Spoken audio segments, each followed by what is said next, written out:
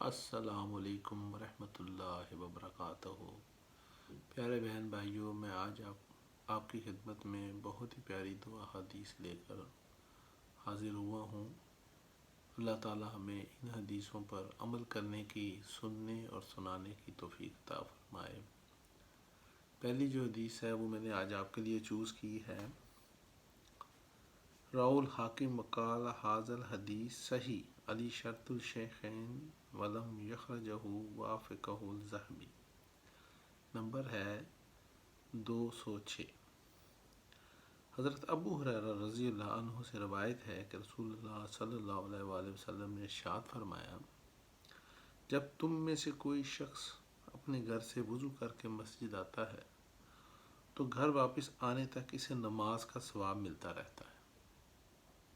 इसके बाद रसूलुल्लाह सल्लल्लाहु अलैहि वसल्लम ने अपने हाथों की उंगलियां एक दूसरे में दाखिल की और इरशाद फरमाया, इसे ऐसा नहीं करना चाहिए।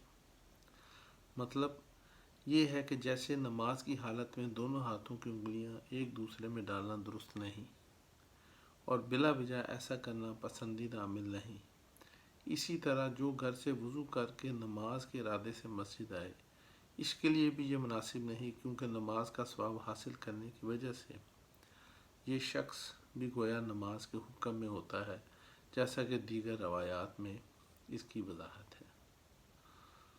तो मुझे तो इससे यही पता चला है कि हमें जब हम नमाज़ पढ़ के आए तो हमारे नबी पाक सल्लल्लाहु अलैहि वसल्लम ने फरमाया कि हम अपने हाथों की उंगलियां एक दूसरे में मत डालें।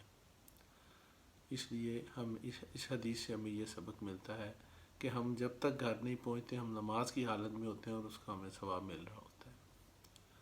आगे चलते हैं हम आज की दूसरी हदीस की तरफ जो मैंने आपके लिए चूज़ की है।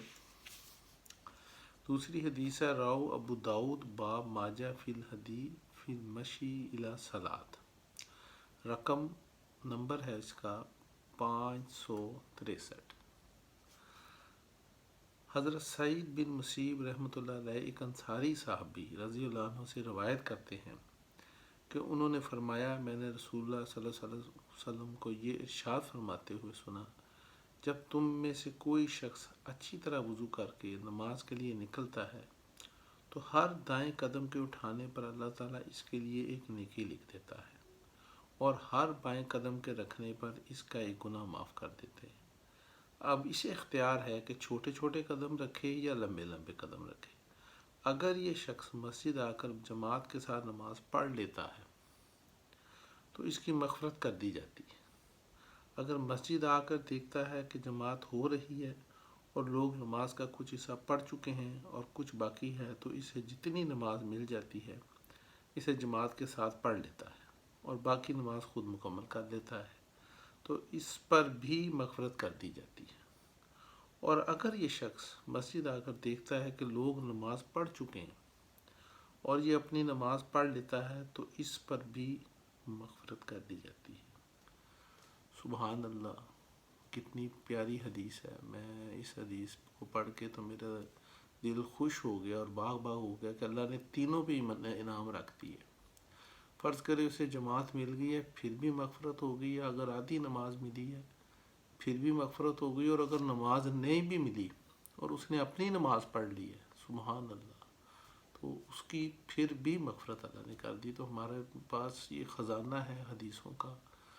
मैं बड़ा खुशकिस्मत समझता हूँ अपने आप को कि मुझे आप लोगों की वसातत से ख़ुद भी पढ़ने की तौफ़ीक हो रही है और आपको भी सुनाने की मुझे अल्लाह ताला तौफ़ीक दे रहा है।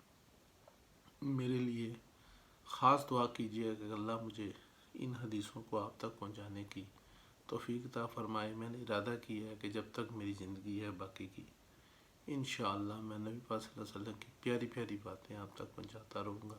यही हमारा एक ख़जाना है। आप मेरे लिए दुआ कीजिएगा। इंशाअल्लाह मैं दोबारा कल फिर आपके लिए दो बहुत ही प्यारी हदीस लेकर हाज़िर होऊंगा। तब तक के लिए अल्लाह ताला आप सबको खुश रखे। व आखिरु दावाना अल्हम्दुलिल्लाहि रब्बिल आलमीन।